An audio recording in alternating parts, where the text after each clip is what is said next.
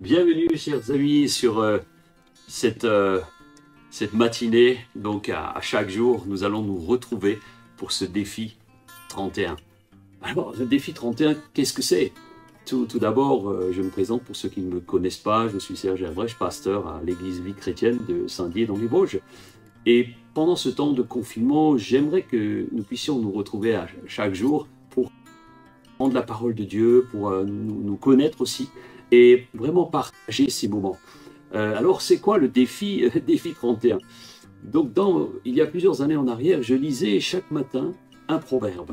Un proverbe, pourquoi un proverbe chaque jour? Parce que 31 proverbes et la plupart des mois, ou au moins 6 dans l'année, ont 31 jours. Donc, je me suis habitué à lire à chaque jour un proverbe et cela m'a fait énormément de bien. Donc, c'était quelque chose que le Seigneur a mis sur mon cœur ces derniers jours, tout simplement pour partager ces moments avec vous. Donc, alors, qu'est-ce qui va se passer? Donc, chaque matin, on va se retrouver à 1h30. Si vous n'êtes pas encore abonné à la chaîne YouTube, vous pouvez le faire. Vous pouvez aller sur Facebook ou sur le site internet de l'église Vie pour lire ensemble la parole de Dieu. Et à chaque jour, nous allons lire ensemble un proverbe. Les proverbes, c'est un livre poétique à la base, mais qui est tellement rempli de sagesse et qui nous donne tellement de bienfaits chaque jour. Donc mon objectif, c'est de pouvoir vous encourager. Donc ce n'est pas une étude biblique approfondie, parce que les proverbes, nous le verrons, peut-être beaucoup d'entre vous, vous les avez lus, et les proverbes sont des livres qui parlent déjà d'eux-mêmes. Et je crois qu'il y en aura pour tout le monde. Donc sans plus tarder, nous allons ouvrir la parole de Dieu, comme nous allons le faire chaque matin. On va lire quelques versets. Je vais donner simplement quelques commentaires sur le sujet. Donc vraiment que ce temps soit une bonne occasion pour chacun d'entre nous de mettre à bon escient bien ce confinement qui va durer, on ne sait jusqu'à quand, pour le moment où on nous parle jusqu'au début décembre. Donc on va tâcher d'en faire un chaque matin. Donc on va commencer par lire le chapitre 1er des proverbes. Donc comme tout le monde le sait, ou comme peut-être vous ne le savez pas, la plupart ont été écrits par le prophète Salomon, qui était, on l'a qualifié de un des rois les plus sages de l'histoire de la Bible. Donc pour ceux qui lisent avec moi, donc je vous encourage tout d'abord à chaque matin, prenez un petit carnet, prenez des notes. Vous savez, on oublie très vite les choses, donc je vous encourage à prendre simplement des notes sur ce que vous allez entendre et cela va vous bénir. Vous pourrez les reprendre le soir en vous couchant, dire oui, j'ai appris ça aujourd'hui. Donc pour petite information, je vais lire dans une version Semeur. C'est une version qui me plaît beaucoup et qui est très dynamique. Donc aujourd'hui, on va lire ensemble dans la version Semeur. Et je vais commencer donc par le chapitre 1er et j'espère que vous avez déjà préparé vos Bibles. Donc on va commencer par lire. Proverbe de Salomon, fils de David, roi d'Israël. Ils ont pour but d'enseigner aux hommes la sagesse et de les former pour qu'ils comprennent les paroles prononcées avec intelligence et qu'ils apprennent à agir de façon réfléchie, juste, droite et correcte. Ces proverbes donneront aux gens sans expérience le bon sens et aux jeunes gens la connaissance et le jugement. En les écoutant, le sage enrichira son savoir-faire et l'homme avisé acquérera l'art de bien se conduire. Ces proverbes sont destinés à faire comprendre les maximes et les paraboles et à pénétrer les propos des sages et leurs paroles énigmatiques. Voyez-vous, les prophètes, donc dans ce passage, nous comprenons déjà une chose, que les prophètes enseignent la sagesse dans un but essentiel, celui de nous former, celui de nous donner cette sagesse. Et en fait, nous comprenons, et c'est une des raisons pour lesquelles, lorsque je suis devenu chrétien, il y a bientôt 30 ans, ces proverbes m'ont impacté parce qu'ils sont tellement parlants. Ils m'ont sauté à la figure, et parce qu'ils sont sous forme de paraboles, sous forme de dictons, sous forme de maximes. Et j'ai toujours été un grand fan de citations, de maximes, de dictons. Ça a beaucoup conditionné ma vie. Donc nous voyons ici, dans ce premier passage que nous venons de lire, que la première des choses qu'on nous enseigne, c'est la sagesse. C'est le livre de la sagesse qui nous enseigne une connaissance générale. Donc, le monde en général, vous avez 41 fois dans le livre, vous allez trouver ce mot sagesse. 41 fois. Et le but pour nous est d'appliquer cela à notre vie. Et cela nous demande en fait aussi de l'effort. Il ne suffit pas de lire ou la Bible ou les prophètes, ou de lire les proverbes, les psaumes. Il nous suffit. Et le plus difficile, c'est d'appliquer ce que nous y lisons. Parce qu'il ne suffit pas de se dire je deviens sage, il faut le manifester de manière concrète. Donc le but est d'appliquer ces choses dans la vie et cela nous demande un peu de discipline. Donc ce sont finalement des paroles énigmatiques parfois que nous allons lire, mais ils vont impacter votre vie, ils vont vous impacter, je vous en donne la garantie. Continuons notre lecture, on va lire à partir du verset 7. Lisons ensemble, la clé de la sagesse, c'est de révérer l'Éternel. Mais les insensés dédaignent la parole de sagesse et l'éducation.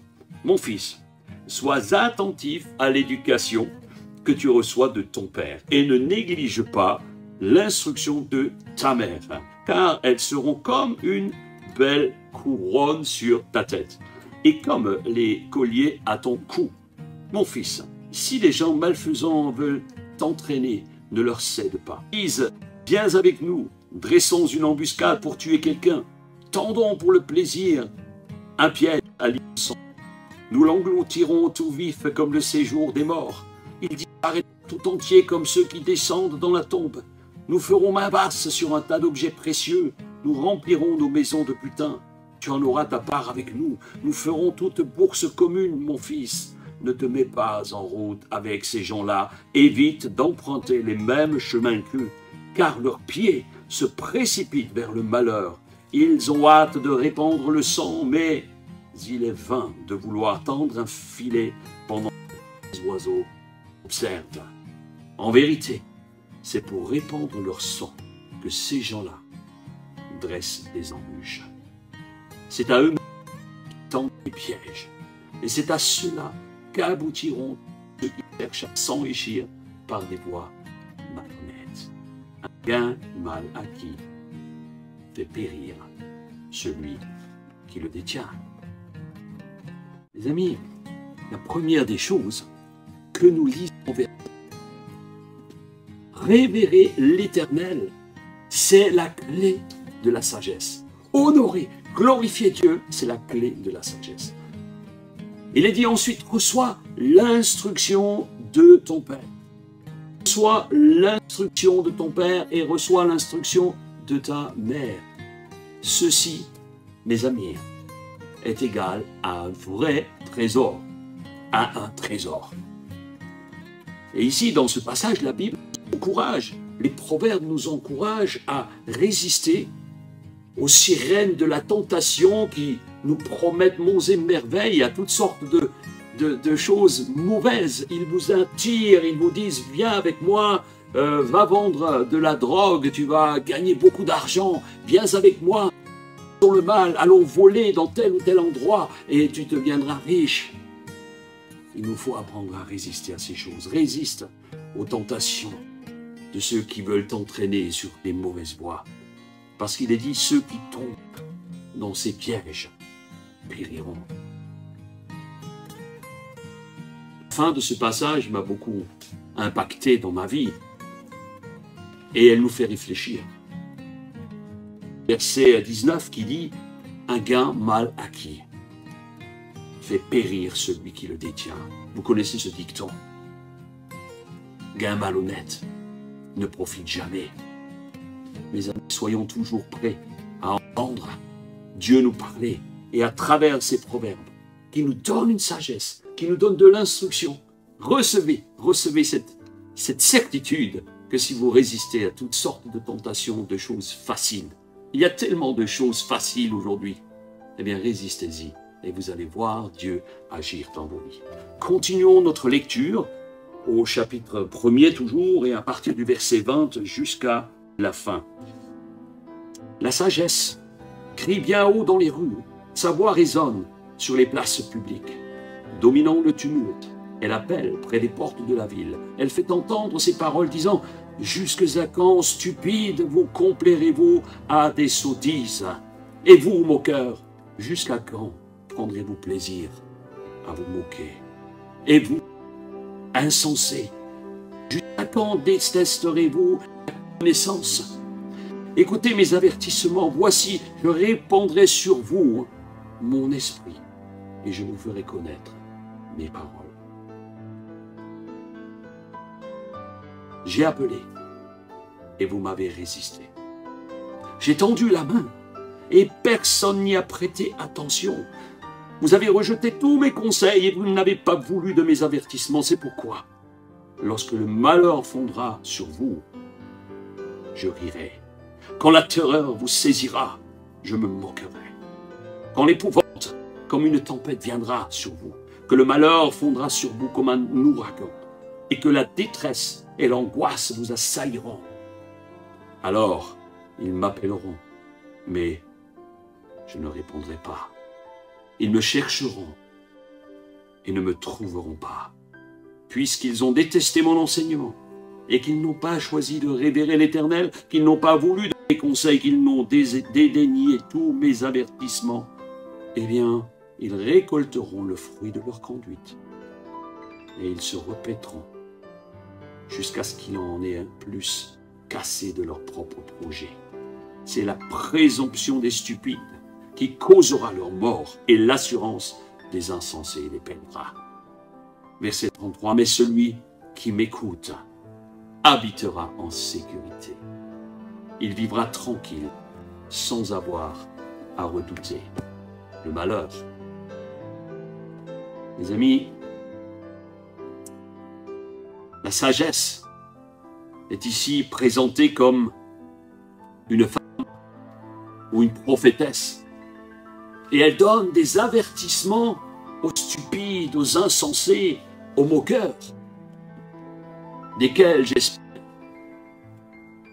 tu n'en fais pas partie.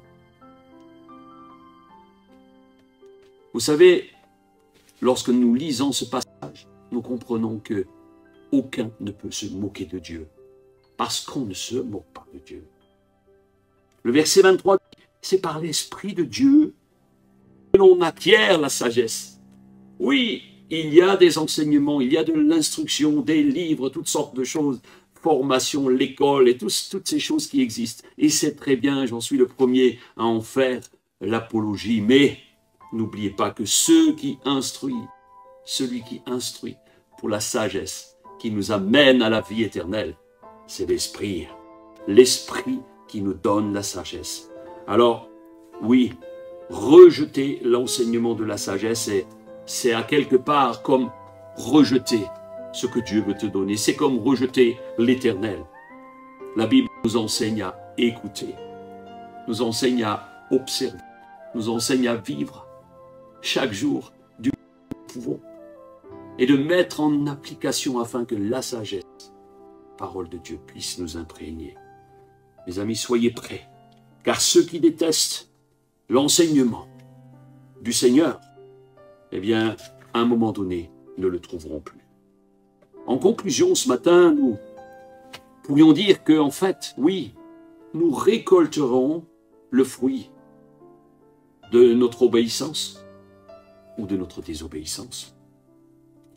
Celui qui est sage et qui reçoit la parole de Dieu, imprégné de son esprit, va être celui qui aura un fruit extraordinaire, qui va perpétrer de génération en génération. Ne soyez pas comme les stupides, les moqueurs, les insensés. Ne restez pas assis sur le banc des moqueurs. Ne prenez pas le chemin des pécheurs, mais recevez l'enseignement comme un fils de son père, comme une fille de sa mère. Révérez l'Éternel en tout temps. C'est mon défi aujourd'hui. Commencez chaque jour par remercier le Seigneur, être dans la gratitude, recevez simplement donnez la reconnaissance et la gloire à Dieu à chaque matin. et vous vivrez cette sagesse qu'il met en vous et vous découvrirez une vie bien différente. J'aimerais prier pour vous. Seigneur, que vraiment toute cette journée soit remise vraiment sous ta grâce, sous ton regard. Nous bénissons et je bénis chacun derrière son ordinateur, son téléphone, que chacun puisse être régénéré, restauré et prendre conscience que le premier défi, c'est la sagesse de révérer l'Éternel à chaque jour. Marche dans l'obéissance. Écoute ton Père, écoute ta Mère, écoute l'enseignement de la parole de Dieu. Que chaque jour soit un jour nouveau pour toi. Que l'Esprit de Dieu puisse t'imprégner de sa sagesse et reçois simplement par l'obéissance sa bénédiction. Refuse les tentations et marche dans l'obéissance. Que Dieu vous bénisse. Prenez soin de vous. Prenez soin de votre âme.